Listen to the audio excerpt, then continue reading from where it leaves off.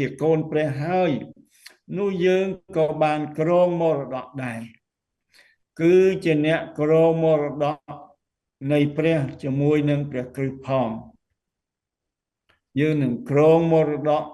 ជាមួយនឹងព្រះគ្រីស្ទឲ្យតែយើងបានទទួល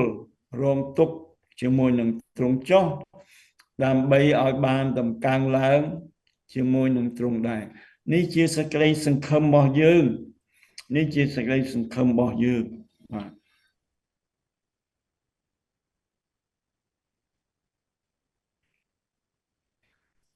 គឺសេចក្តីសង្ឃឹមបែបនេះហើយដែលជំរុញចិត្តរបស់ខ្ញុំនឹងហើយលើកទឹកចិត្តខ្ញុំឲ្យ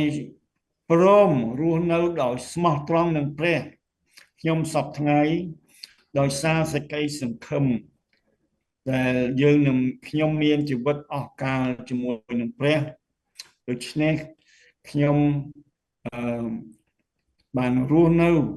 ដោយស្មោះត្រង់នឹងព្រះគឺមិនដែលបែកចេញពីព្រះគឺមិនដែលវាចវេនឹងព្រះគឺចោះចូលនឹងព្រះទាំងស្រុង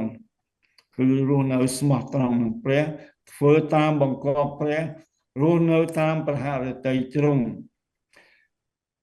ដោយសារសេចក្តីសង្ឃឹមនេះឯងដែលធ្វើឲ្យខ្ញុំស៊ូទ្រាំនឹងការលំបាកនៅផែនដីនេះស៊ូទ្រាំនឹងឧបសគ្គស៊ូទ្រាំនឹងការ